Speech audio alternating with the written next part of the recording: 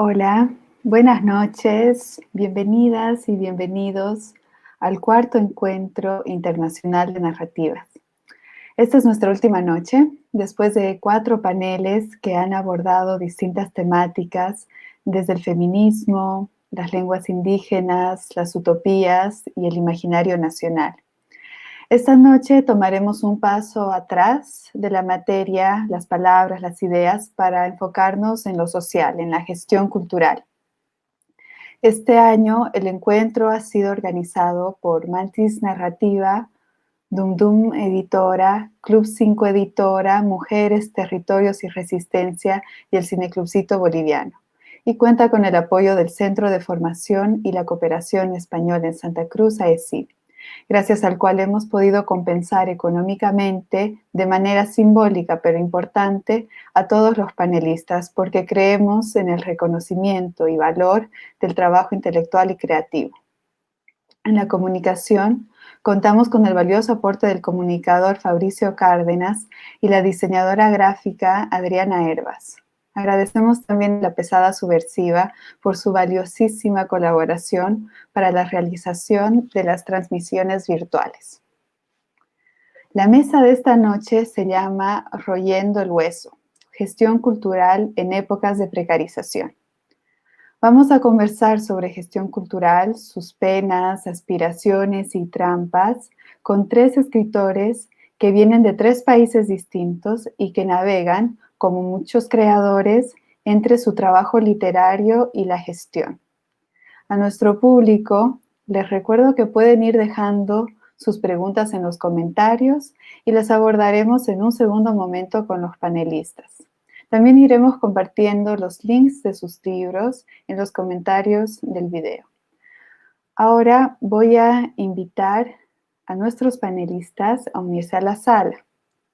Giuseppe Caputo, de Colombia, es autor de las novelas Un Mundo Huérfano y Estrella Madre, la cual ha sido lanzada esta misma semana, así que muchas felicidades. Muchas La gracias. traducción de Un Mundo Huérfano al inglés recibió un English Pen Award. Es uno de los escritores seleccionados en la lista del iFestival Bogotá 39 del 2017.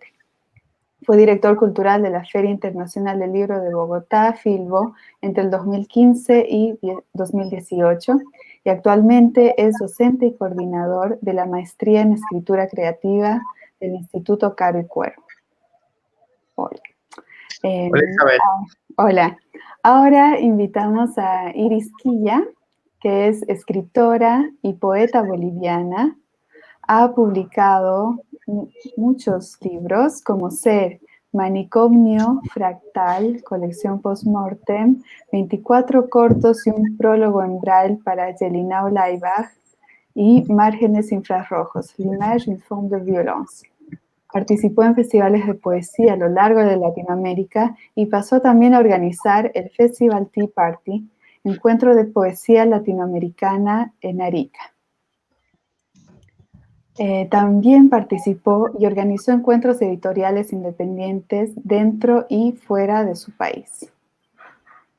Nuestra tercera invitada es Solange Rodríguez Pape, pero todavía no se ha podido conectar, así que vamos a esperarla, vamos a esperar a que entre en algún momento para unirse a nuestra conversación, pero para no esperar mucho, vamos a comenzar con una...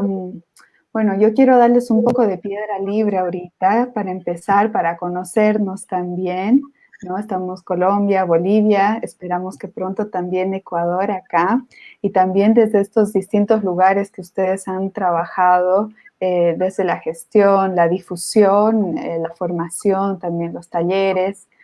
Entonces, Giuseppe, comencemos contigo.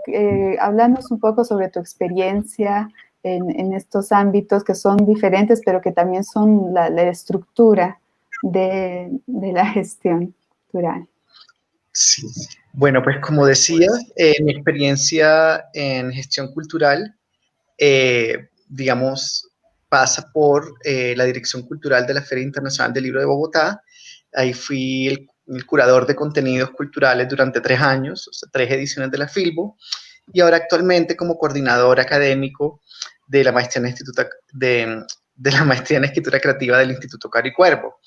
Entonces, sobre la Filbo, digamos que siento que como el reto principal de ese puesto era no solo hacer pues una programación cultural diversa en la que participaran autoras, autores con estéticas pues muy disímiles, sino también proteger el ecosistema del libro.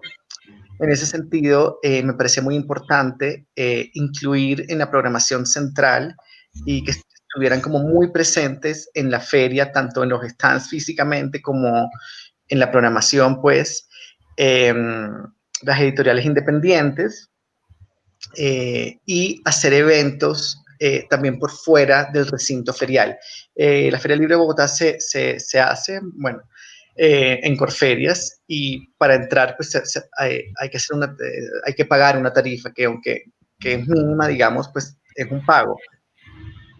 Entonces también hacíamos eventos por fuera del recinto ferial para que las personas o que no podían entrar pues a la feria, digamos, o ya fuera por tiempo o por recursos, etcétera, tuviera la posibilidad de acceder gratuitamente a los mismos eventos. Entonces se hacían eventos en bibliotecas públicas, eventos en zonas de la ciudad, ya fuera estaciones de Transmilenio, el Planetario, por ejemplo, y muy importante en las librerías. Y esto también porque las librerías durante las 2 semanas de la feria, pues muchas personas pues dejaban de ir a las librerías para comprar los libros directamente en los stands de las editoriales. Entonces también era una forma de llevar a las personas pues a las librerías y eso, y de pensar también pues en las necesidades de las librerías en ese momento.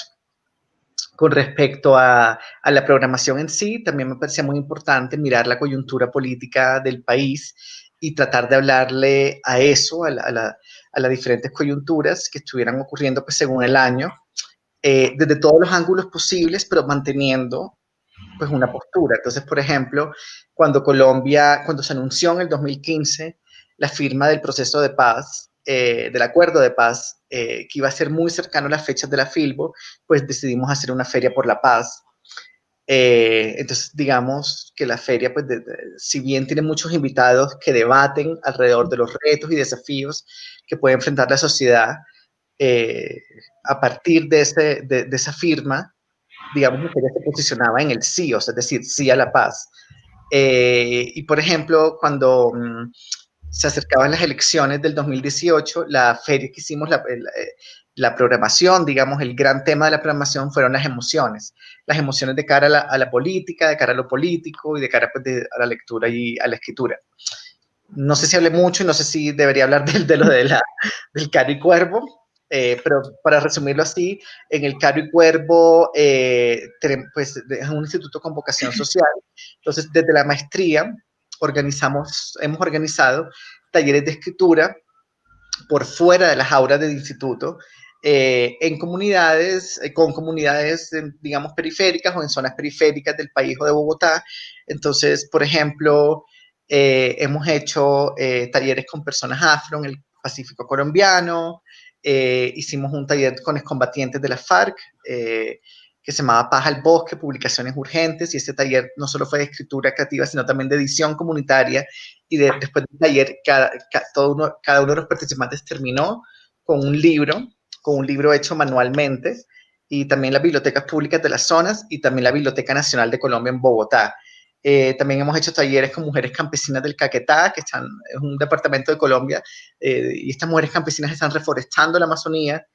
Y ahora, más recientemente, hicimos un cartonero con mujeres trans que ejercen el trabajo sexual en el barrio Santa Fe, en la zona de tolerancia del barrio Santa Fe en Bogotá, y con mujeres que ejercen política en diferentes regiones del país.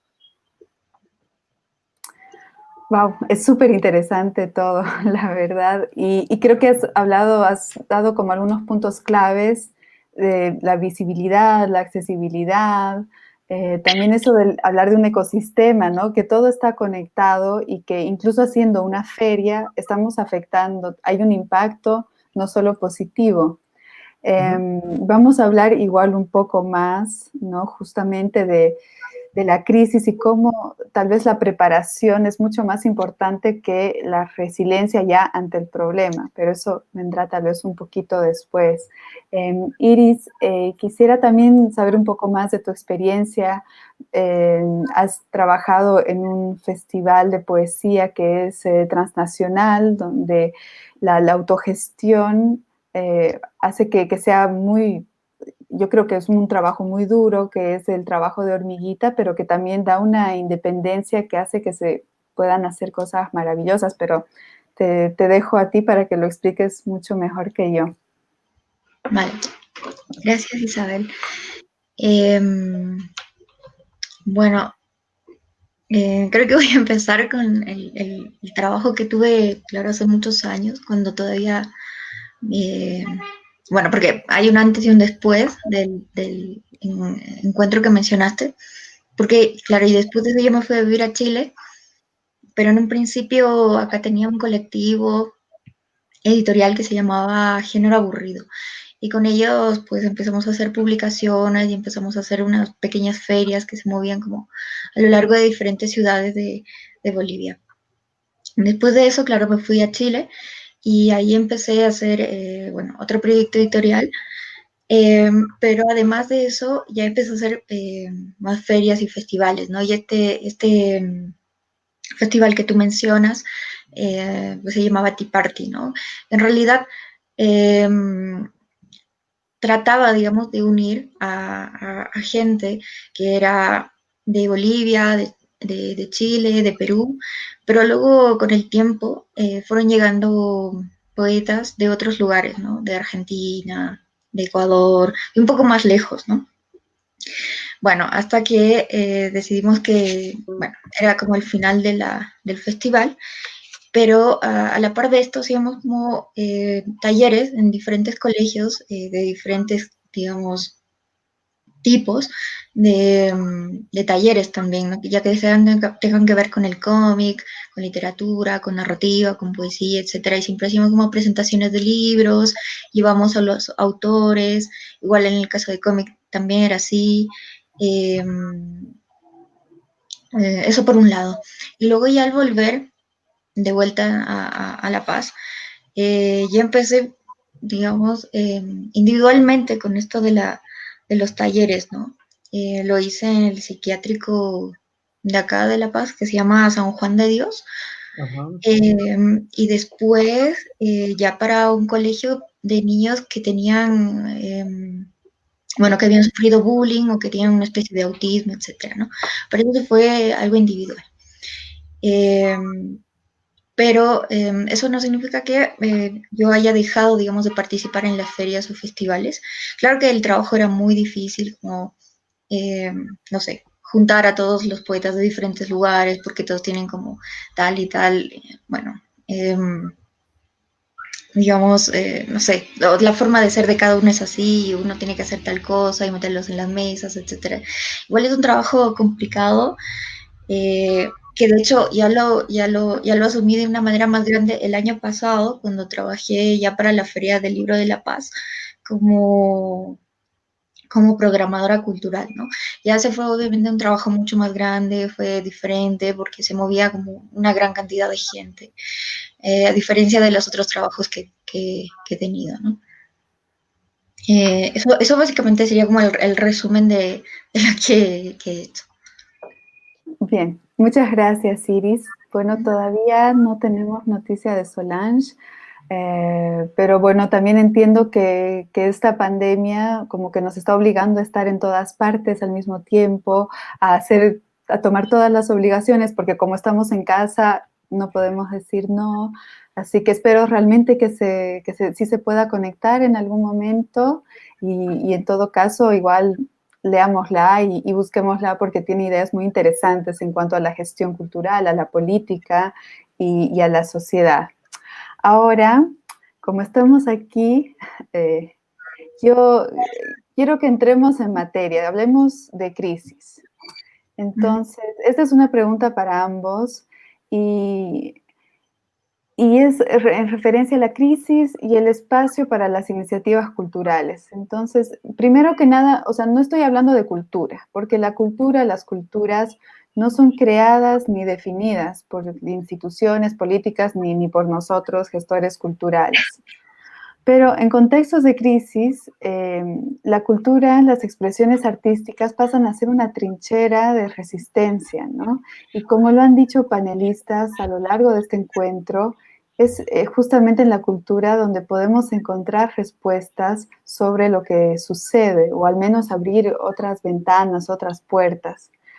Sin embargo, cuando las papas queman, la cultura es lo primero que se sacrifica en todos los países, en los nuestros, en Europa, que siempre miramos como si fuera otro mundo, pero en todas partes.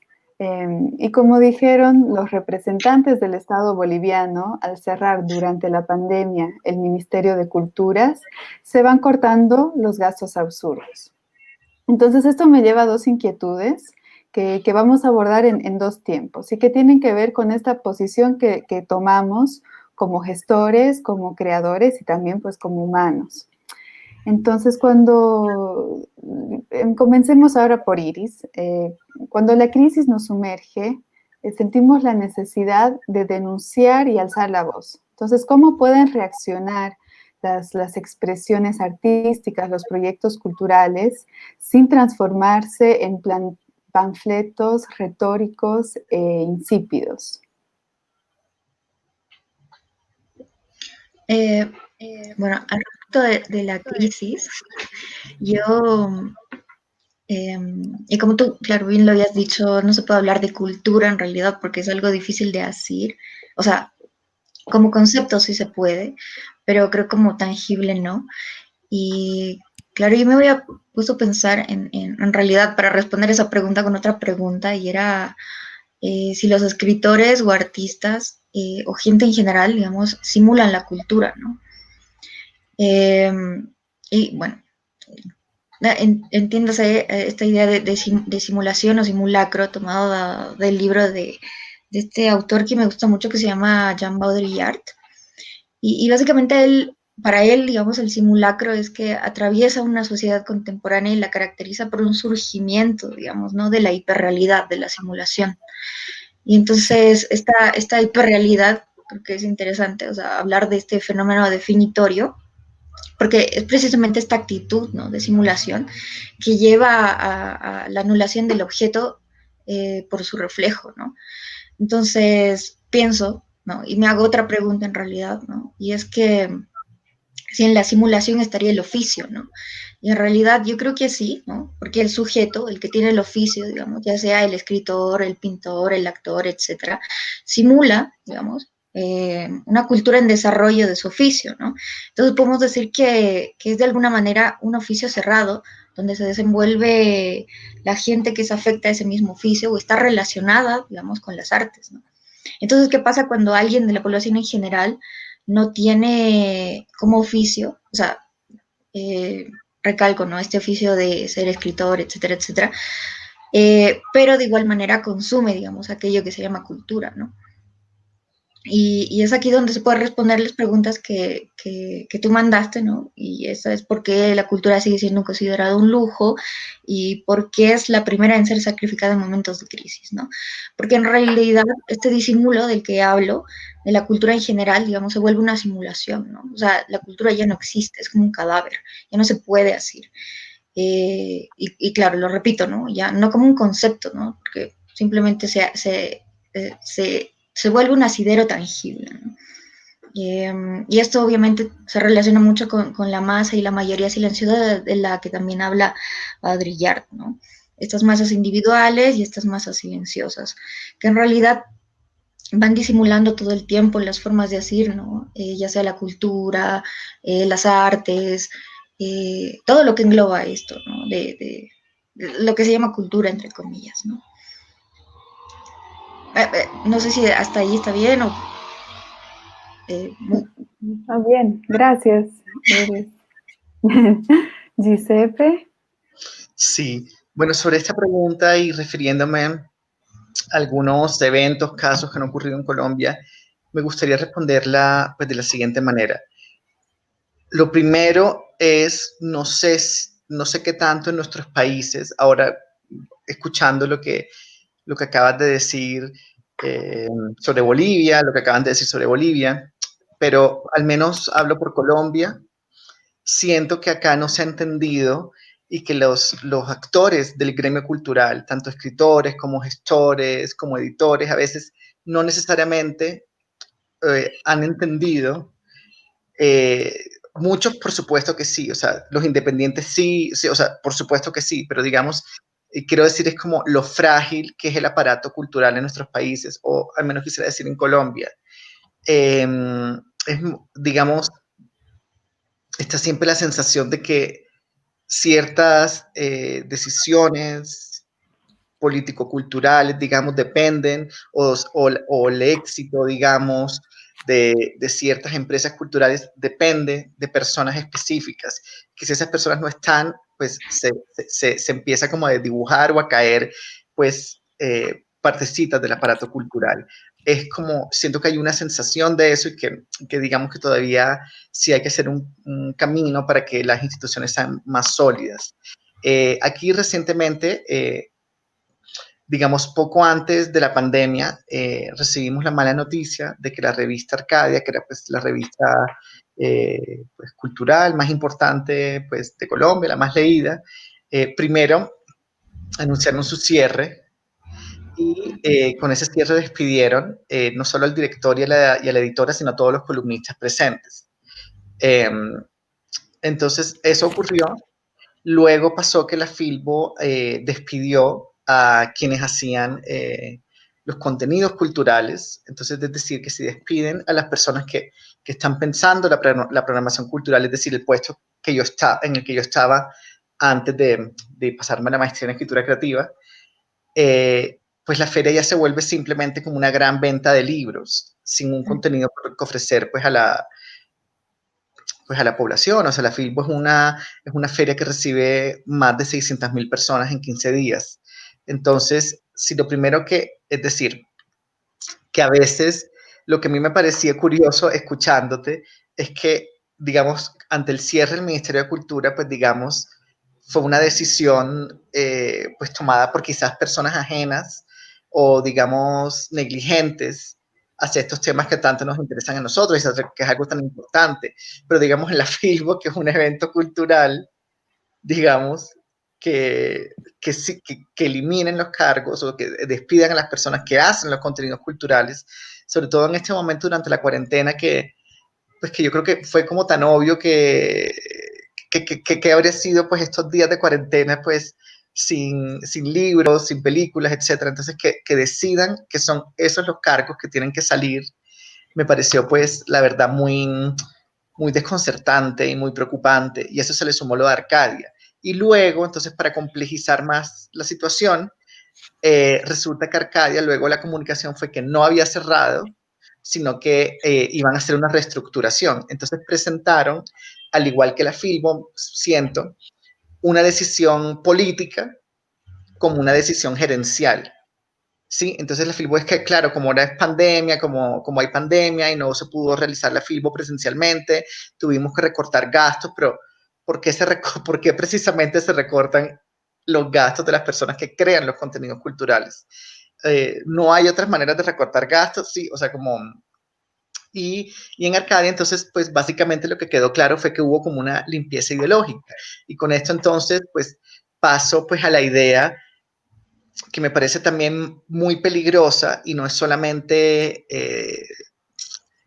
digamos, digamos, tan peligroso como cerrar el Ministerio de Cultura directamente, es entender la cultura como decoración, como ornamento, como una cosita apolítica, sí, entonces eso ahí pues me preocupa. Entonces ahí, por ejemplo, pues la gerente del grupo Semana, que es el grupo empresarial y el medio pues del que hace parte Arcadia, pues es una persona muy cercana al actual gobierno, fue ministra del gobierno Uribe. Entonces, obviamente, digamos, sí empieza a quedar claro que sí hubo, digamos, una decisión política, ideológica, presentada como decisión gerencial. Y entonces, pues digamos, también entonces es, sí, tengan la revistica, pero si es una revista, digamos, que ya tiene ese precedente, que además está entendiendo la cultura como algo independiente o ajeno a la política y a lo político, pues entonces es eso, es como entender la cultura como algo lindo, un ornamento. Y eso también me parece peligroso. Sí, eso, bueno, creo que eso es lo más grave, ¿no? Un poco escuchándolos a los dos, cómo en realidad la cultura es muy fácil que sea instrumentalizada, ¿no? Y que cuando hablamos de esferas estatales, tiene que ser utilitaria, porque si no, no sirve. Entonces es ahí como cuando la apolitizan y creo que más que más que haber sido un recorte frío presupuestario en la pandemia, no sé, Giuseppe, tú sabrás mejor que yo el caso de Colombia, pero yo siento que en Bolivia fue más una posición política fuerte el cerrar el Ministerio de Culturas. O sea, porque no fue para nada humanitario, porque el gasto más grande que se han ahorrado han sido salarios, ¿no? Entonces ahí eso no te protege de la pandemia, más bien te está vulnerabilizando. Creo que más bien fue esa excusa y fue una posición y un discurso, o sea, decir, no, acá la cultura no es lo importante, y sobre todo estas culturas que encima son plurinacionales y que estos artistas que son, uy, ¿no? Entonces sí es, o sea, lo que están diciendo es muy importante de justamente rescatar y tener en cuenta, ¿no? Que no, y que eso me lleva un poquito a esta segunda pregunta que la continúa, pero es como que cuando también la crisis nos está sumergiendo a nosotros o alrededor nuestro, a gente que realmente no tiene ni qué comer, no tiene salud. Sabemos que humanamente la prioridad no es que asistan a un evento cultural, ¿no? La prioridad no es que se lleve a cabo esa presentación del libro o este encuentro, ¿no? En el que estamos ahora. Pero entonces, ¿cómo podemos responder con empatía, pero al mismo tiempo no dejar bajar la guardia, ¿no? Como gestores culturales, como productores. Pues yo tampoco, es decir, yo no lo, para mí hay, digamos, necesidades físicas y hay necesidades espirituales. Digamos, aquí durante la pandemia, y es algo que mencioné en la presentación del libro hace 2 días, digamos, ocurrieron una serie de hechos terribles, estremecedores, muy injustos, muy dicientes, muy simbólicos. Por ejemplo, en Soacha, que es un barrio acá de Bogotá, personas vulnerables, familias vulnerables, empezaron a colgar en sus ventanas trapos rojos para indicar, digamos, una urgencia y una necesidad de hambre, de comida. Y, digamos, se evidenció, digamos, algo pues que ya venía con el paro nacional, que es, digamos, como una desesperación de las personas. Y aquí, digamos, desde noviembre hasta enero, hasta que ya entrado enero, ya cuando ya empezaron todo lo de la pandemia, ya pues eso obviamente se bajó, pero digamos venían protestas como muy activamente. Y esas marchas, tanto el gobierno como el gobierno nacional como las alcaldías las ha tratado de sofocar. Y yo siento que no se ha entendido, por un lado, pues que cuando hay necesidades básicas que no están siendo satisfechas, pues la vida no se vuelve vivir, sino sobrevivir. Y, y sobre todo, pues en el mundo tal y como está, las necesidades humanas básicas están supeditadas al dinero.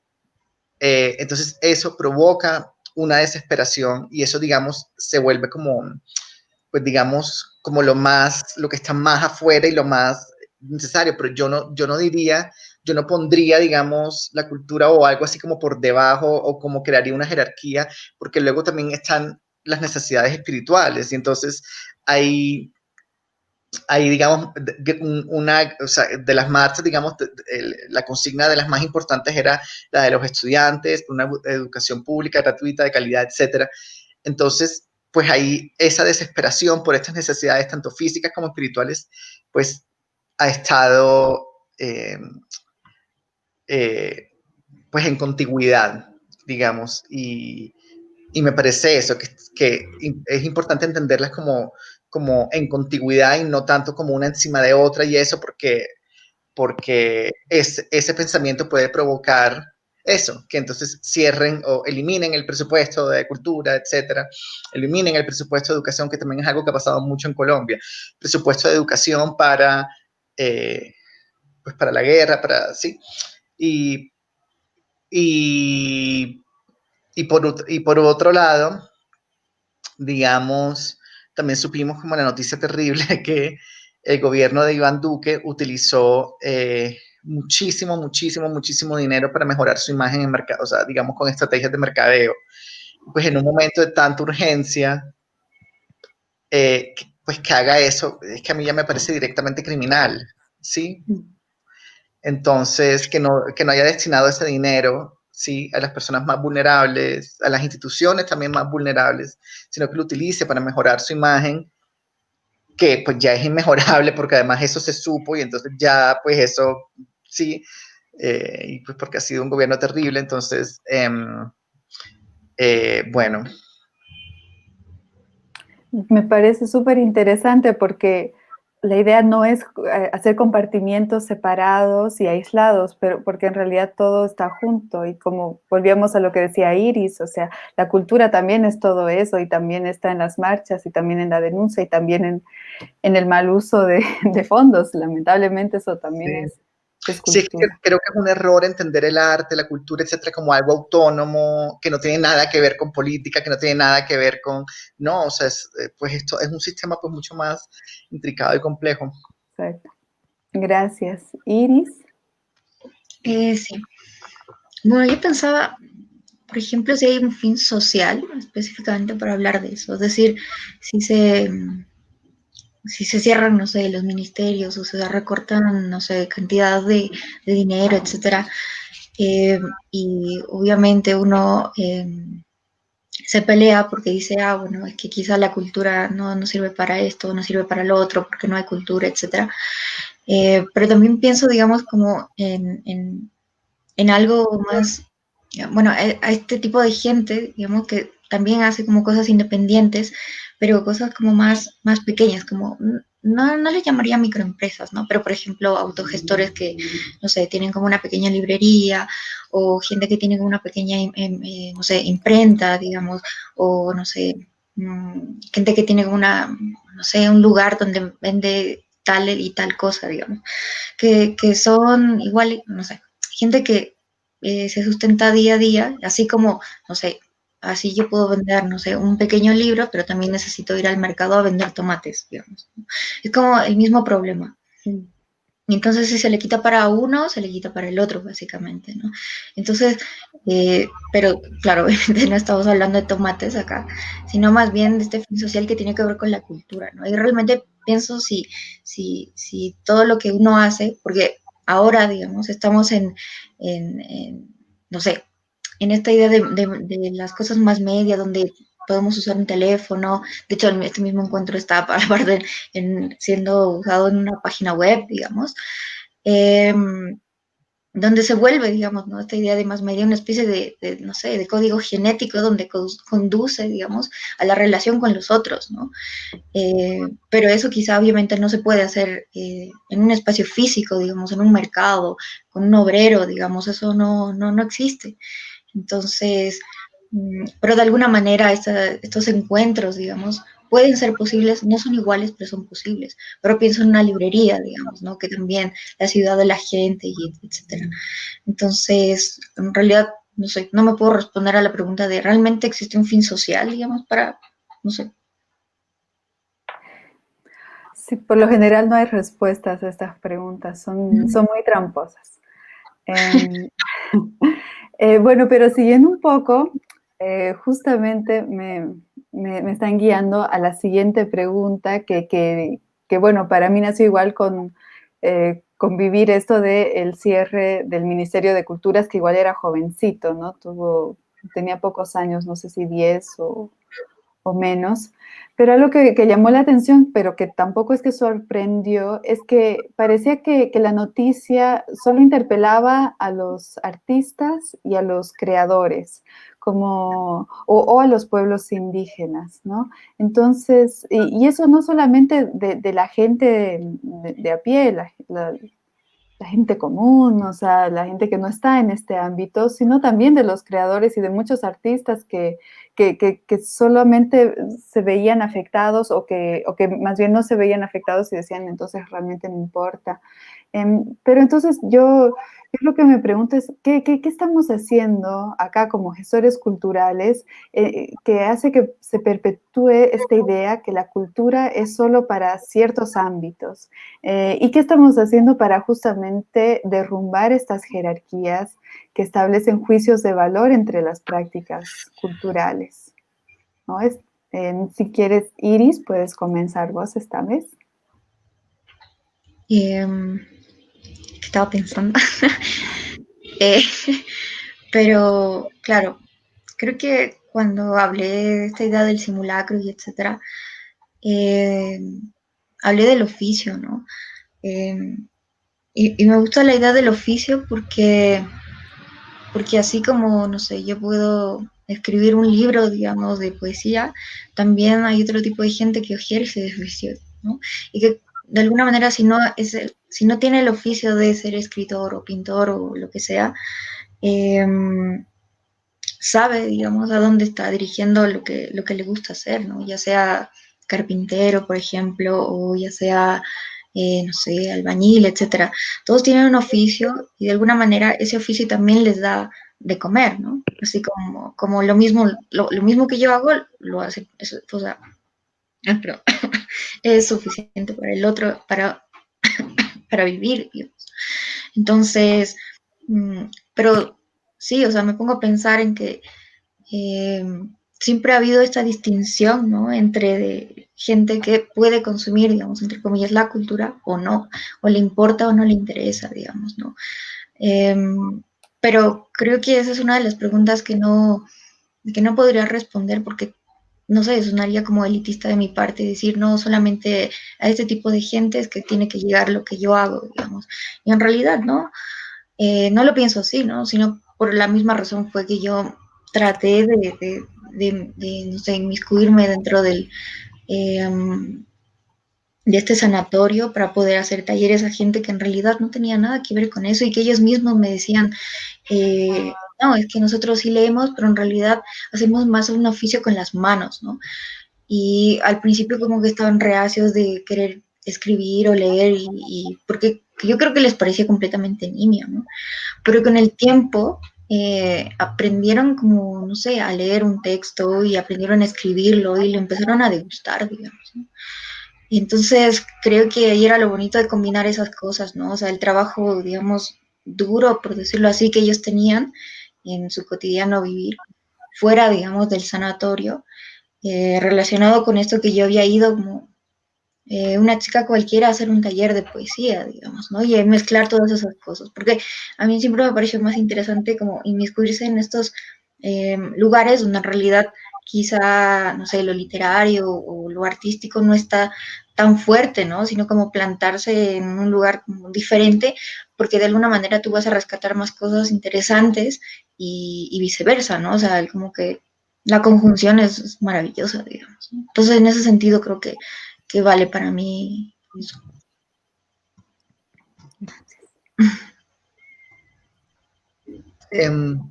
Yo tengo una pregunta, digamos, ¿la decisión de cerrar el Ministerio de Cultura fue definitiva o se presentó como algo momentáneo? Fue definitivo y en el entendimiento que se convertía en viceministerio a cargo del Ministerio de Educación y algunos otros viceministerios en otros ministerios. Ok, ya, sí, no, sí, terrible. Sí. Bueno, sí, no, sí, o sea, sí es una noticia muy, muy, muy mala. Bueno, para mí justamente el problema, digamos, justamente es eso, como tratar de quitarse ese pensamiento jerárquico. Y pues uno ya también puede pensarse como lector, digamos, antes que como gestor, digamos, como consumidor, digamos, de productos culturales. Entonces, digamos, pues la propia experiencia es que uno salta, o sea, uno salta y crea relaciones entre novelas de la llamada alta cultura, que a mí todas esas etiquetas no me gustan, pero digamos uno salta de la serie de televisión a la telenovela, de baladas, boleros, a música clásica, o sea, digamos, yo como, pues, como lector y como consumidor de eso, de productos culturales, soy, digamos, bastante amplio en eso.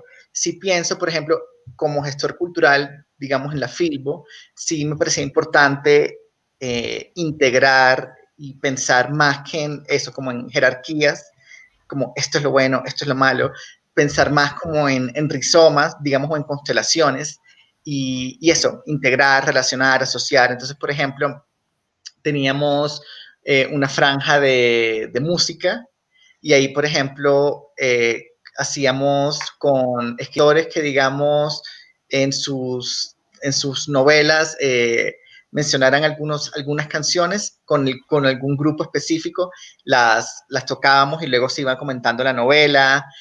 Había una franja de gastronomía también, en la que eso era como integrar pues eventos era integrar, digamos, la comida con eventos literarios. Entonces, por ejemplo, se hacían platos a partir, a partir de recetas ya específicas que estuvieran consignadas en los libros o inspirados en las historias.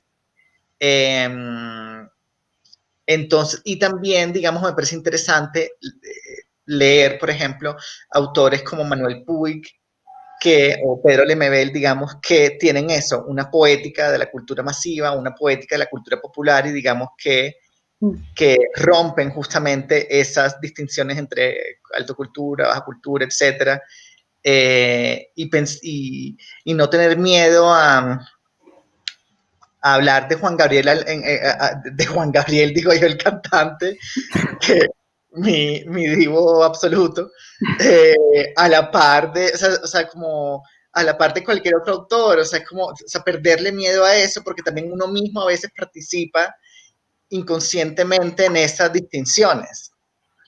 Entonces, yo, por ejemplo, en la Universidad Diego Portales de Chile, di una ponencia que se llama Sentimental, en la que justamente, digamos, como que la pregunta en esa ponencia era como por qué la palabra sentimental, o sea, uno hereda esa palabra como lo peor que pueden decir de una obra.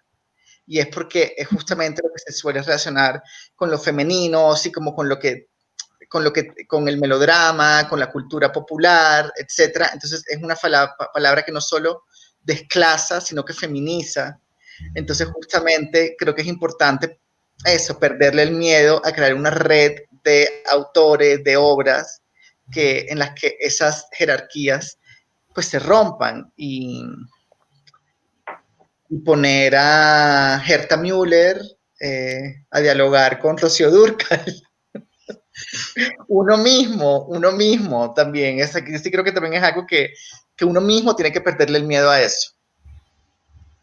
Bien, es fascinante lo que han dicho ambos, ¿no? Creo que igual desde sus experiencias, o sea, en la formación han ido a espacios a trabajar con personas que no necesariamente están en este mundo y no con con esa idea de subir a este pedestal y, perdón, sí. Sí, es que justo que dijiste esto me acordé que también abrazar la intuición como una forma de conocimiento, porque digamos en todos estos talleres que hemos dado con los excombatientes, digamos con las trabajadoras sexuales trans, digamos, pues hay unas intuiciones como muy poderosas y por ejemplo, digamos, en uno de esos talleres hicimos un ejercicio de crear palabras nuevas para emociones que no habían sido, para emociones o sensaciones que, para las que no hay una palabra en español. Y una de ellas, Lorena, dijo, pues eso, como muy intuitivamente dijo, es que yo el otro día estaba pues en la calle y escuché que como muchos, los vecinos empezaron a decir, cógelo, cógelo, cógelo, y se referían a un chico que se había robado un pan, y que ella lo que sintió fue, ojalá no lo cojan. Y entonces ella decía, yo quisiera una palabra para eso, entonces es trabajar también con esas intuiciones. Entonces pues hablaba, y yo le decía, bueno, por un lado yo siento que en lo más evidente es que hay, eh, digamos, el deseo de que una persona que está siendo perseguida no la alcance. Pero también hay algo más profundo y es el reconocimiento de una injusticia mayor en una injusticia pequeña. La injusticia pequeña sería que robó un pedazo de pan, pero pues la injusticia mayor es por qué robó ese pan, porque tuvo que robar el pan. Entonces, es eso, me parece eso, como trabajar con las intuiciones, eh, pues que también son verdades del alma y eso.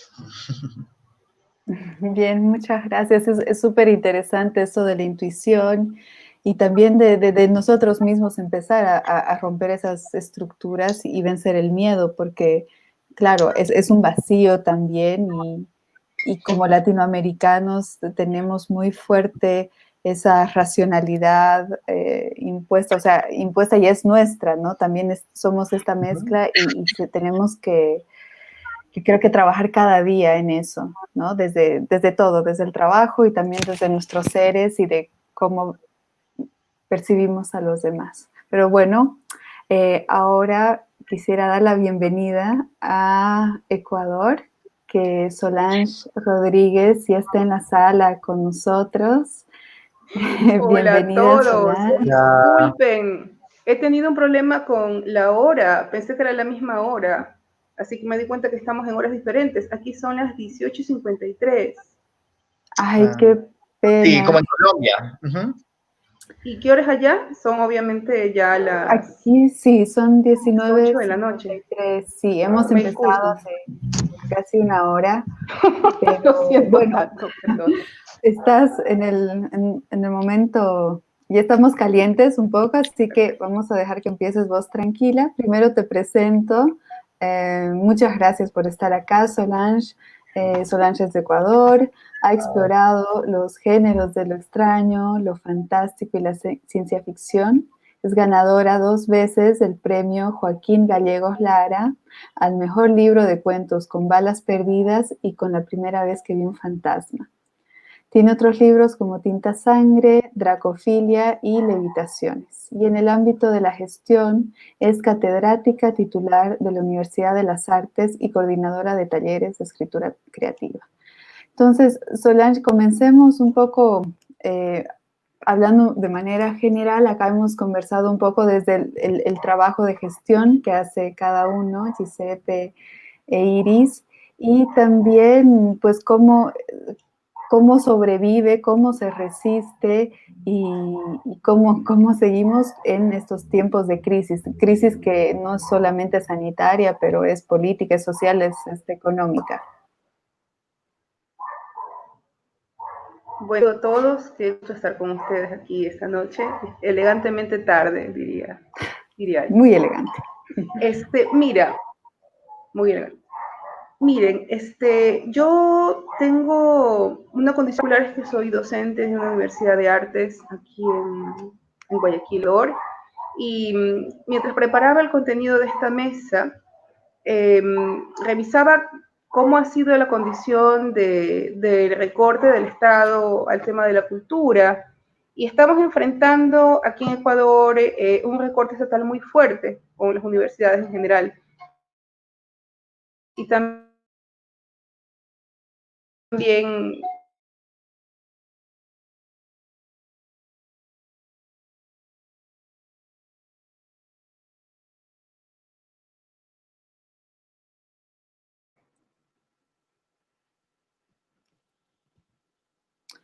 Me parece que Universidad de Arte. Solange está un poco cortada. Entonces, Esa es la pregunta, o sea, ¿cómo?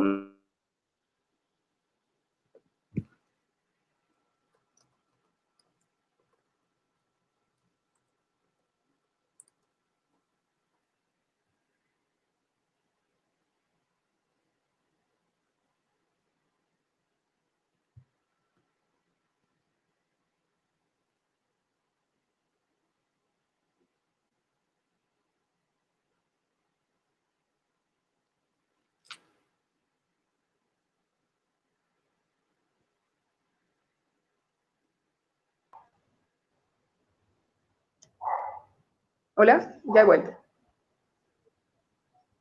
Buenísimo.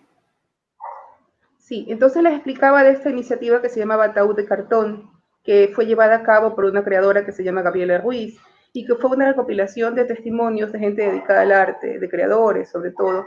Pero hay una cosa que nos unifica absolutamente todos, es que las narrativas que se reúnen, las historias que se reúnen son básicamente las mismas.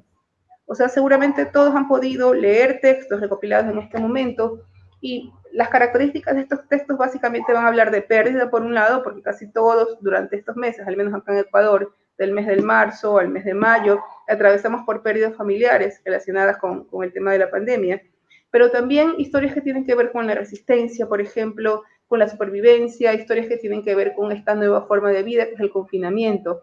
Y yo creo que el error es entender la cultura como un sector, y la cultura en realidad es, y todos lo sabemos, algo que nos atraviesa, ¿no? Es una identidad colectiva que nos unifica con gente de Bolivia, con gente de Colombia, con gente de Venezuela. O sea, la cultura atraviesa todo eso. Y cuando tú lees los testimonios de estas personas que han estado hacinadas en sus casas en Ecuador, ves también la realidad de Venezuela, ves también la realidad de Bolivia, ves también la realidad de Colombia. Y yo creo que esta condición nos ha unificado absolutamente todos. Entonces, todos estamos atravesando por las mismas situaciones que podríamos llamar cultura. O sea, esto nos ha hermanado a un nivel infinitamente más grande de lo que podría ser cualquier otro fenómeno histórico.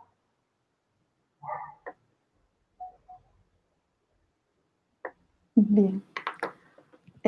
Gracias, Solange.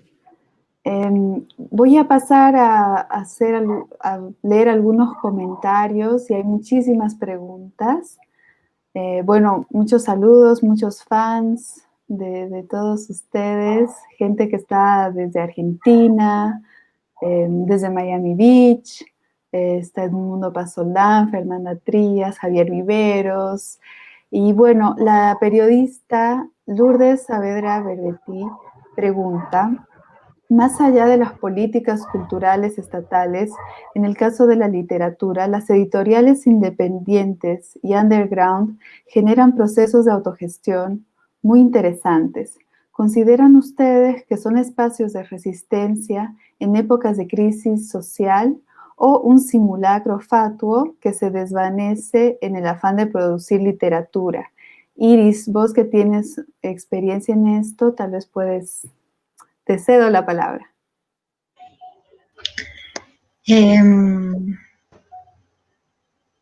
Bueno, creo que cuando uno empieza, digamos, no sé si la gestión cultural como tal, o lo que luego bueno, le atesoran ese nombre, porque yo creo que uno empieza siendo como, no sé, un muchachito que quiere hacer tal y cual cosa, que claro, a lo largo del tiempo se va convirtiendo en algo mucho más, no sé, como mucho más fuerte, porque ya se va moviendo, empieza a conocer gente, empieza a conocer, no sé, como la producción del libro, etcétera. Y obviamente hay lugares, ya sea acá, supongo que en Ecuador y en Colombia también, como lugares de producción underground que se convierten como una especie de resistencia, ¿no? De hecho, yo recuerdo muy bien que hace muchos años, de hecho cuando yo era como, no sé, tenía 17, 18, para la Feria del Libro, eh, hubo un grupo que hizo la contraferia del libro, ¿no? Y llevaron como a los mismos autores que habían traído para la feria, los llevaron a la contraferia, ¿no? Obviamente mucha gente se enojó por eso, porque decían que en realidad la contraferia era un grupo de chicos punkis, etcétera, etcétera, que hacían y tal y cual cosa. Pero estos autores estaban como encantados de ir también a la contraferia, ¿no? De poder mostrarse y mostrar, digamos, lo que hacían en otro tipo de espacios. Y eso a mí me parece interesante. Obviamente después ya no se pudo hacer, pero no sé, como sí hay espacios de resistencia, creo yo, que pueden funcionar. Pero hay otros que simplemente son enteramente políticos y si son enteramente políticos, como que a mí la verdad no me llaman la atención. O sea, si solamente son de eso, ¿no? Pero si no hay nada por qué decir o cómo decirlo o relacionarse con tal, entonces creo que queda como en el vacío. Simplemente es una más de las otras cosas. Claro, queda como muy performático, ¿no? Como Ajá. vale más la forma que el fondo. Exacto. Uh-huh. Ujú. Bien, a ver, tenemos otra pregunta que creo que sería interesante para Solange, que es de Giovanna Rivero, una de nuestras organizadoras. Durante la década de los 90, la literatura aseguró sentirse liberada de los encargos políticos. También una porción de las artes plásticas prefirió performances muy postmodernas y muy post-todo. ¿Cuáles creen que fueron los detonantes en América Latina en este siglo para haber regresado a una mayor definición política desde la creación o producción de artes?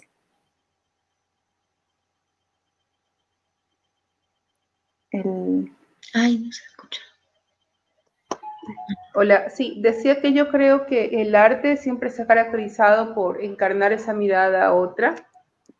Entre las cosas que pensaba mientras generaba el contenido de esta mesa de cultura y las diferencias entre cultura y arte, es que el arte siempre ha sido un espacio para entender ese otro que no soy yo. Y si hay algo que lo va a caracterizar es no ser conforme, ¿no? Una vez que el arte llega a un borde, se cuestiona si esa realidad es el límite y se va a extender más allá. Entonces, considero que en ese ejercicio de mirar el otro durante este periodo, bueno, hablo de lo que ha pasado en Ecuador, muy inspirado por el tema de las revoluciones socialistas entre los años 60, los años 70 y los años 80, hubo muchos movimientos de experimentación en Ecuador. Uno de ellos se llama el movimiento sánsico, que estaba ligado al compromiso político y preguntándose cuál era el rol del intelectual, en realidad. ¿Qué tenía que hacer el intelectual? El intelectual tenía que culturizar a las masas, tenía que inspirar, tenía que mirar estas otras posibilidades culturales que no había sido, digamos, el diálogo directamente con Europa, sino mirar directamente qué es lo que te rodeaba. Ahora, esa colocación de la mirada del otro se ha movido hacia el tema del género. Entonces, pienso que la literatura ecuatoriana actual, desde el periodo del 80 al periodo, digamos, contemporáneo, está incorporando con mucha fuerza voces de mujeres. Y esas voces de mujeres están contando de manera brutal, de manera terrible, están diciendo con otras palabras. O sea, yo lo que pienso es que las mujeres, más que, digamos, estar preocupadas por elaborar una literatura estética, están generando alaridos que nacen desde diferentes partes de su cuerpo. O sea, es casi un grito gutural, una presencia convencida, es una voz potente que te dice, estamos aquí y no nos vamos a callar. Entonces, yo creo que ahora, digamos, si anteriormente el llamado era hacia la posición de izquierda, digamos, el llamado ahora es hacia la posición de la empatía de género, entendiendo a las mujeres como este gran otro que anteriormente no había tenido ninguna voz. Y yo creo que es una voz tan potente que ya no va a ser callada nunca más. O sea, vinimos acá, vamos a hablar y casi todos los ejercicios hechos ahora en Ecuador siempre tienen o buscan entender o colocarse en el lugar empático de la voz de una mujer. Wow, es súper potente y necesario, ¿no? Acá una pregunta para Giuseppe de Tania Tomicha. La semana pasada, Colombia convulsionó con las quemas de los CAI. La gente decidió además transformar algunos de los edificios quemados en pequeñas bibliotecas barriales. En ese sentido, ¿qué opinión te merecen estas formas de expresión, no solo para la transformación de las sociedades, sino como acto simbólico subversivo?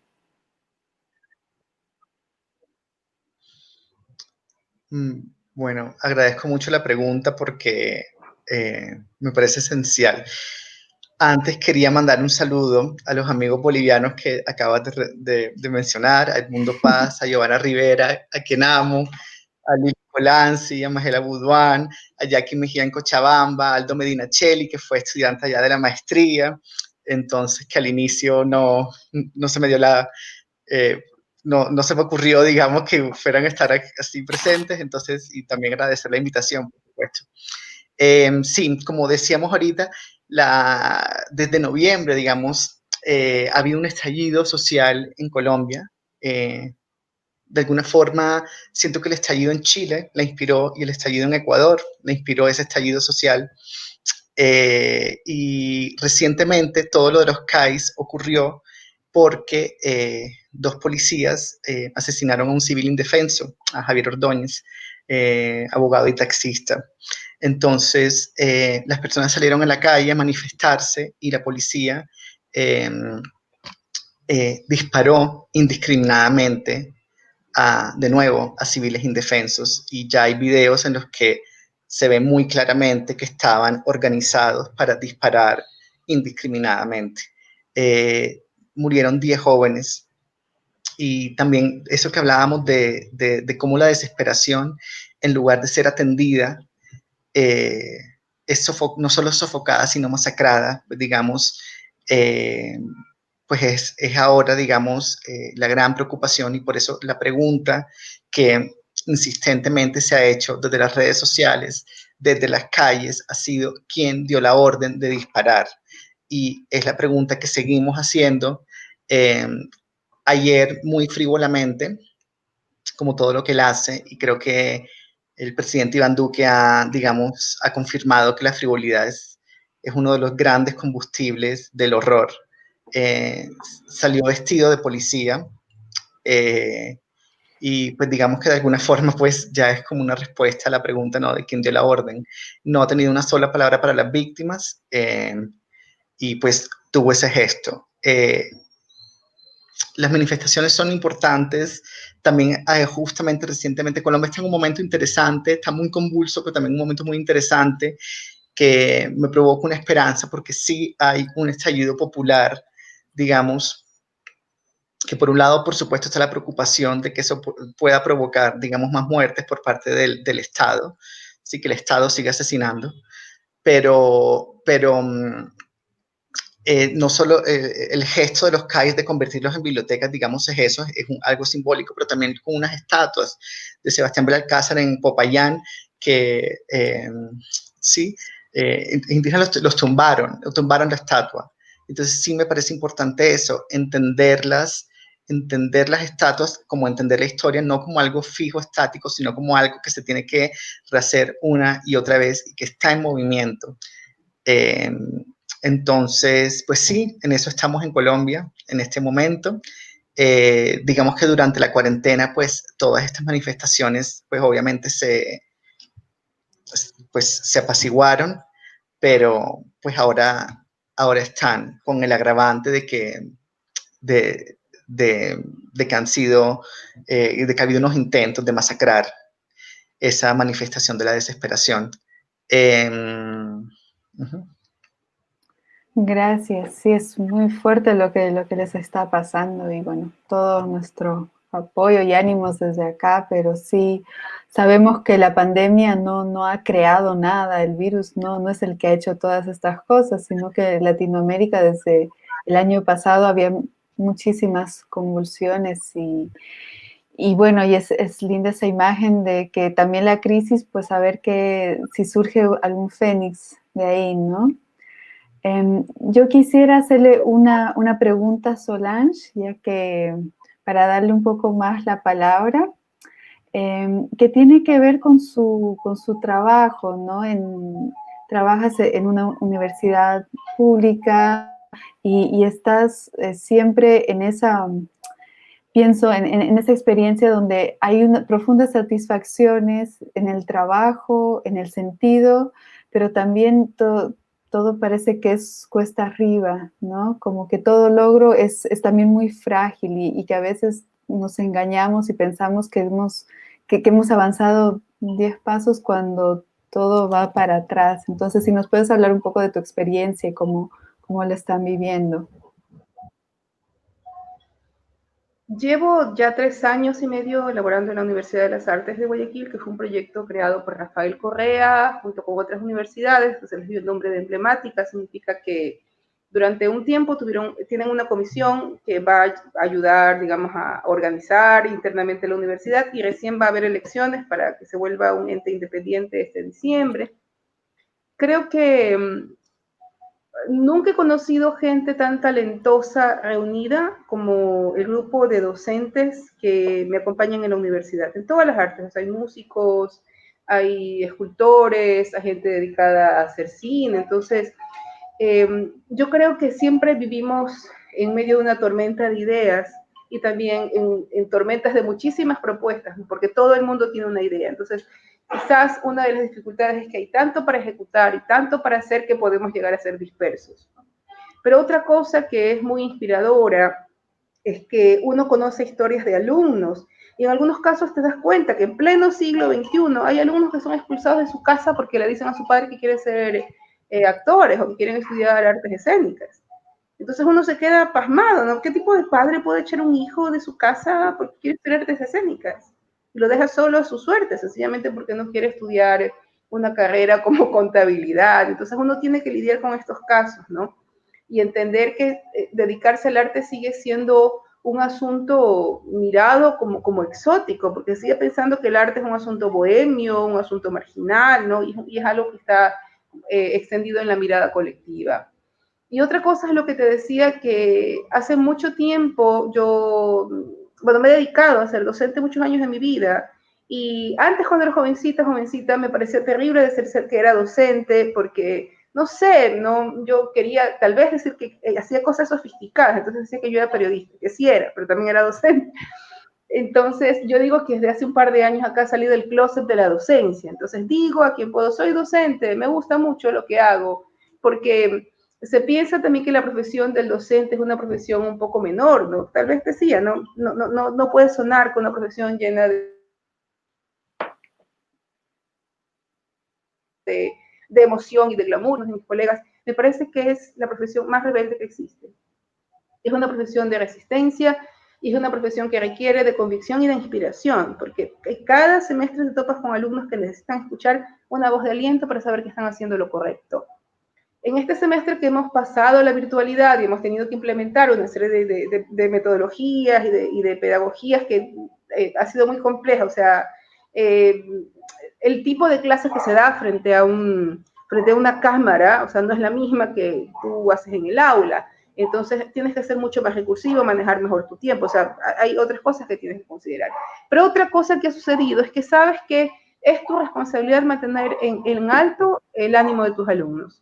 Te topas con alumnos que están muy deprimidos por lo que les ha pasado, que sus padres han perdido trabajos, que tienen dudas vocacionales, o que sencillamente, como la mayoría de nosotros, está abrumado por la tristeza, porque este es un momento de desconcierto y de profundo desasosiego. Entonces, ya no eres solamente alguien que tiene que saber de una cátedra y saber de pedagogía, sino que eres otro ser humano que tiene que sostener a otro individuo tan asustado, quebrado, roto como tú. Entonces pienso que el arte, por encima de todas las cosas, es humanidad.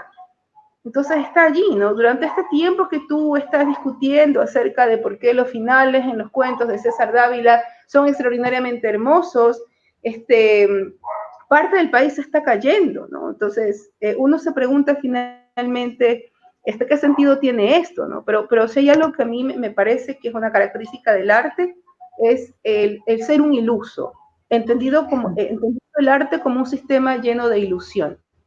Entonces, yo me declaro ilusa y también sé que mis alumnos son unos ilusos, y supongo que entre ilusos nos vamos a entender, ¿no? O sea, no quiero romantizar el tema de la precariedad del arte, o sea, estamos mal, Han cerrado escenarios, han cerrado cines, han cerrado teatros y la gente no tiene que comer y el Estado lo que te propone es un bono de $60 para ver qué haces, ¿no? O sea, es un asunto real, pero entendemos que tiene que haber formas de resistencia y estudiar arte es una forma de resistencia y enseñar clases de arte es una forma de resistencia. Así que aquí estamos. No conocemos el futuro, es parte de la condición humana, la incertidumbre, pero estamos convencidos de que esto es lo que queremos hacer. Es fantástico porque has respondido una pregunta que hice antes que llegues, así que tienes algo ahí. Giuseppe, por favor.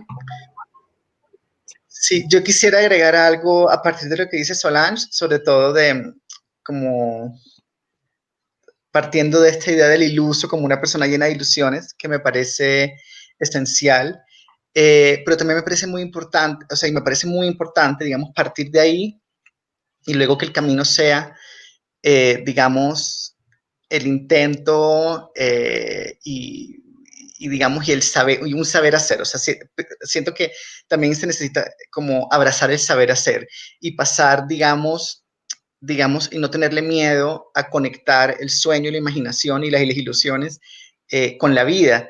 Recuerdo ahora una mesa en la Filbo que se llamaba Del Word al Excel y del Excel al Word. Siento también que en el mundo artístico hay una prevención, un miedo, pero también como un prejuicio negativo, digamos, hacia el saber hacer a veces. Entonces es como muchos artistas que le tienen miedo al Excel o que no se comprometen, digamos, en la parte ya más pragmática, etcétera, funcional de los proyectos, quizás como por una idea de que si saben manejar el Excel y saben cómo hacer cuentas, dejan de ser artistas, o algo así, o pierden como algo de, ¿sí? Y, y creo que eso es fundamental porque justamente lo que termina pasando en los casos que mencionaba, como de Arcadia, de la Filbo, es que las personas que no tienen la sensibilidad cultural, la sensibilidad literaria, es decir, y que tienen es como unos conocimientos gerenciales y nada más, son las que terminan quedándose en los puestos de las personas que podrían sí seguir dirigiendo pues los proyectos, digamos, y llevándolos como pues sacándolos adelante. Entonces, digamos, no es posible que en un evento cultural como una feria del libro saquen a la persona que hace los contenidos culturales y dejen a la persona, digamos, que tiene como un conocimiento gerencial. Entonces, y eso para mí también, digamos, también hay que hacer como una revisión y pues decir, hombre, o sea, en realidad no pasa nada si no maneja un Excel. Y eso, digamos, me parece importante conectando con Solange para eso, o sea, tratar de conectar, o sea, para mí finalmente la gestión cultural significa conectar la imaginación con la vida. Y estas ilusiones, traerlas, concretarlas y pasarlas por un saber hacer. Perfecto, precioso. Igual, cuando te escuchaba hablar sobre la docencia y con lo que has dicho, Giuseppe, es como igual al gestor cultural es eso, se lo ve como alguien aburrido y que te pone cronogramas y que el artista, bueno, yo justamente no soy artista ni creadora como ustedes, pero entonces no, yo también pienso que hay que ser muy creativo para justamente responder a las necesidades de la cultura y de las expresiones artísticas. Y hace poco, bueno, aprendí el concepto de tecnología social y que es ese el valor verdaderamente. O sea, no es el presupuesto que, como dices, el Excel y las fechas y todo eso lo aprendemos, pero es tener esa sensibilidad social de qué es lo que tiene sentido, ¿no? De hacer, de no hacer, de tomar una posición. Y creo que ahí es que uno se convierte en gestor cultural, no cuando sabe llenar el formulario. Pero bueno, ahí ya metí yo mi cuchara y quería terminar con una pregunta igual para los tres, porque estamos acá hablando de futuros y ciertamente en esta pandemia creo que nos hemos sentido a ratos un poco en distopías con estas pantallas. A mí me da miedo O sea, que esto que es muy hermoso encontrarnos también se convierta en la regla y que ya no hayan ferias en las que podamos viajar, ferias del libro, en encontrarnos y conversar y tocarnos, ¿no? Entonces, pero también, bueno, hay cosas positivas, tal vez desde las lecturas del pasado, desde las lecturas, las herramientas críticas que tenemos, ¿cómo están viendo ustedes el futuro propio de la cultura, de la sociedad, de la vida, ¿no? Iris, si quieres comenzar, por favor.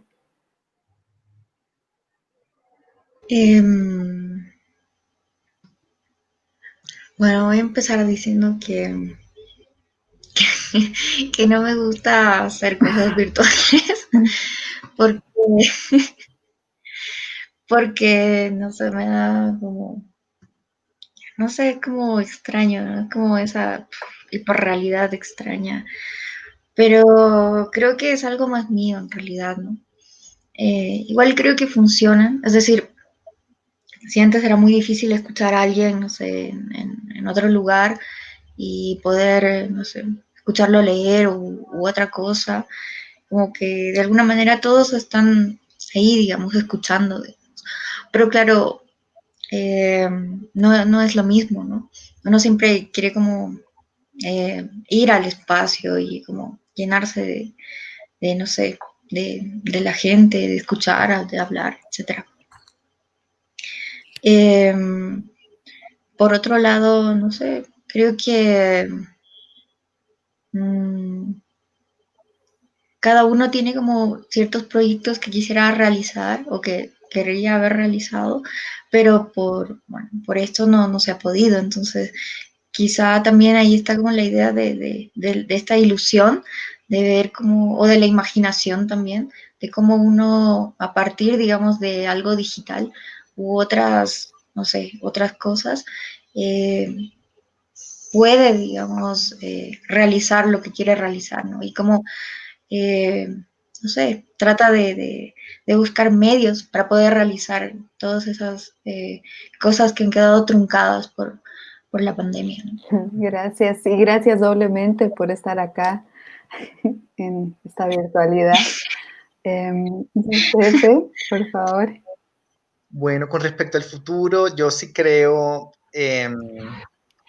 pues que hay que abrazarlo de nuevo con toda la ilusión y la esperanza posible. Pienso que el pesimismo es conservador, y que a veces es muy fácil confundir la frustración con la verdad y el desencanto con la verdad, y pues no sé, no me interesa. Y si sabes, y si uno se arroja ya a las petacas y dice, no, ya no hay nada que hacer, etcétera, pues finalmente es como una manera de decir que las cosas se queden como están.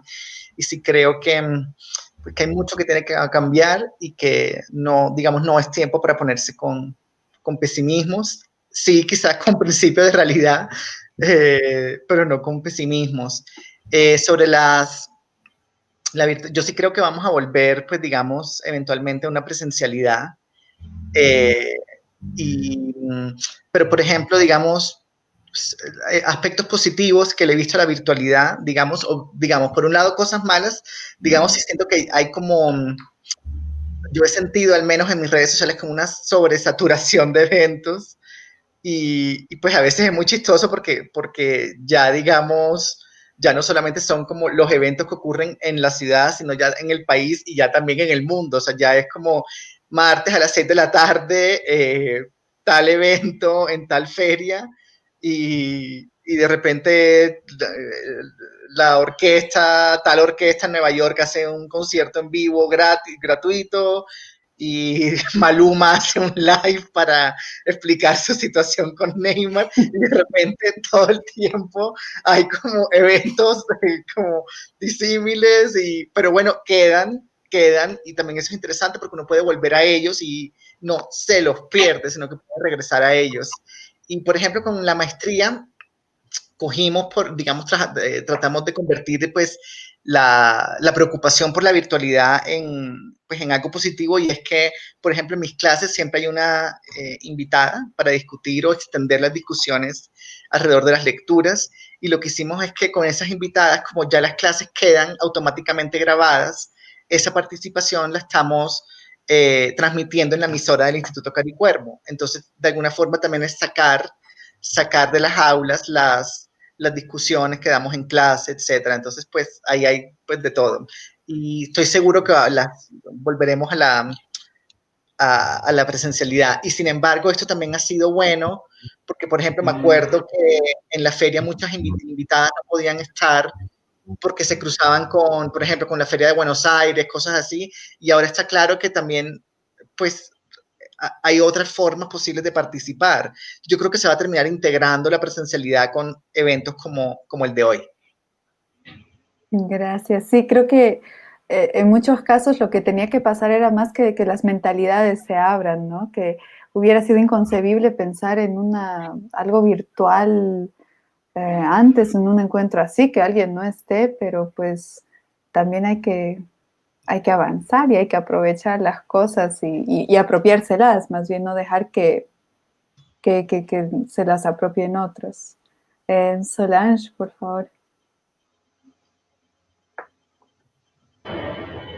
Bueno, yo creo que sucede lo mismo que cuando salió el libro electrónico, ¿no? O sea, cuando, digamos, una tecnología cobra mayor protagonismo, siempre existe el miedo de que lo que era antes, pues sea como la nueva norma, ¿no? O sea, cuando salió la imprenta pasó igual, entonces ya decíamos, se va a extinguir la caligrafía porque hay otra manera de comunicarse. Y te pongo el ejemplo del libro electrónico porque es lo mismo, ¿no? Cuando salió el ebook o salió el audiolibro, las preguntas que nos hacían era, bueno, usted piensa que es el final del libro, y obviamente el libro sigue y sigue gordo y sigue bien, y las industrias editoriales continúan. O sea, creo que hay que mirarlo como una expansión y no pensar que va a ser el fin del encuentro presencial, así como en esas películas de futuro donde la gente tiene sexo a través de cascos, ¿no? Yo creo que eso no va a suceder. Vamos a continuar encontrándonos y esta va a ser una extensión y una posibilidad para dialogar. Yo observo lo mismo que dice Giuseppe, ahora hay una sobreoferta creo que la palabra es sobreoferta de posibilidades, uno se siente abrumado, entonces tienes la charla con Mariana Enríquez, pero también tienes el curso de Andrés Salgado, pero también tienes, o sea, no sabes qué hacer y el tiempo no te da porque estás viviendo, ¿no? Pero también coincido contigo, Giuseppe, que muchos quedan registrados, o la gran mayoría, entonces cuando estás haciendo otra actividad, cuando tienes que lavar ropa, porque todos estamos haciendo eso ahora, cuando tienes que guisar, pones el diálogo, entonces dices, qué chévere, entonces creo que los registros también son convenientes, tal vez en el pasado no se había pensado en registrar estas actividades, y por esa razón pues no podíamos volver a ellas, entonces para no pensar que el futuro va a ser que va a llegar un meteorito que nos va a incinerar, porque tal vez eso sí pase, pero no queremos pensar en eso como la muerte, consideremos que sí, que esto es una ganancia, así que yo me sumo a Giuseppe pensando que esto va a ser positivo y que no va a ser eterna la virtualidad. Excelente, creo que es la mejor manera de cerrar el encuentro, pero sí, yo estoy muy emocionada porque ha sido muy interesante conocerlos y pues conversar un poco, también con las personas que están haciendo muchos comentarios, que están igual conectadas y sí, o sea, creo que hay algo interesante sobre lo que dicen que tiene que ver con hay que dejar los registros y hay que difundirlos, ¿no? Porque a veces había tal vez una idea más como de derechos, de que el que está ahí tiene que tener cierto privilegio, ¿no? Entonces ya no puedes salir. Si no estás, te lo perdiste. Entonces tal vez salir de eso sea también otra ganancia que tengamos.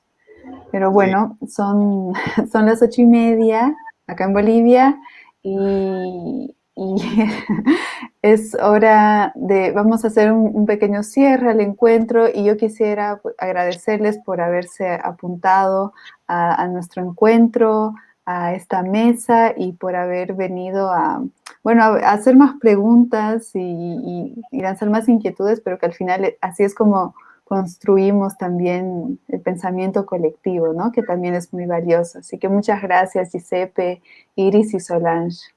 Gracias a ustedes. Hoy habría sido un gran día para que este evento fuera presencial, y así abrazar allá a las amigas, a Lili, a Magela, a Gio, que ahí las he estado viendo en los comentarios, le mando muchos abrazos y me habría encantado pues conocerlas en persona, Isabela, Solange y a Iris, pero bueno, entonces hasta la próxima.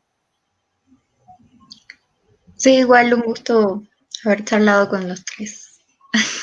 Y a ti, Isabel, por haber moderado la mesa. Y bueno, a todos, ¿no? A Joana, a Liliana, a Magiela también.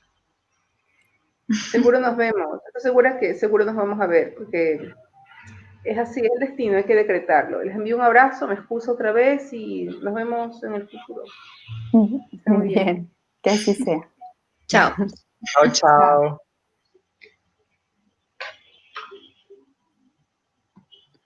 Bueno, ahora vamos, antes de cerrar, vamos a hacer un cierre de todo el encuentro, que ha sido una semana súper intensa, pero maravillosa y emocionante. Y voy a esperar a que se conecten nuestras coorganizadoras. Y mientras van apareciendo, yo quiero reiterar el agradecimiento a las instituciones que nos han apoyado. La Agencia de Cooperación Española de Santa Cruz, AECIP, y a la Pesada Subversiva por haberse hecho cargo de las transmisiones que han sido todas impecables. También queremos agradecer a Fabricio Cárdenas, nuestro encargado de comunicación, que a lo largo de estos meses de organización nos ha tomado de la manito para llegar a lo que hemos podido hacer hoy completamente virtual, que a veces sí da cierta ansiedad. Y hemos tenido una muy potente campaña en redes sociales y en la gestión de medios. También a la talentosísima Adriana Herbas, que hizo el diseño del póster, que nos provoca también mucho, que nos interpela, y a seguir pensando e invocando un futuro distinto que se nos impone. Estamos también muy honradas por haber contado con panelistas de tan alto nivel intelectual y generosidad. Así que muchas gracias a todos los que han estado en estas 5 noches y por haberse sumado al encuentro virtual. También quería decir, bueno, aquí ya las ven, que detrás de los logos de Dumdum, de Mantis, de Club 5 Editores, el Cineclubcito y Mujeres, Territorios, Resistencia, somos personas, somos estas mujeres. Y bueno, quería decir también que como un pequeño regalo y para que también quede algo más allá de estas transmisiones que están siendo grabadas y que luego van a subir al canal de YouTube de Dumdum, hemos realizado un catálogo de nuestro encuentro donde van a encontrar las biografías y fragmentos literarios de todos nuestros panelistas. También no se olviden, quienes han quedado interesados por ellos y por leer un poco más, todas las informaciones sobre sus libros, sobre todo de dónde se encuentran acá en Bolivia, van a estar en la página Facebook de Dumdum. Entonces, bueno, hola chicas.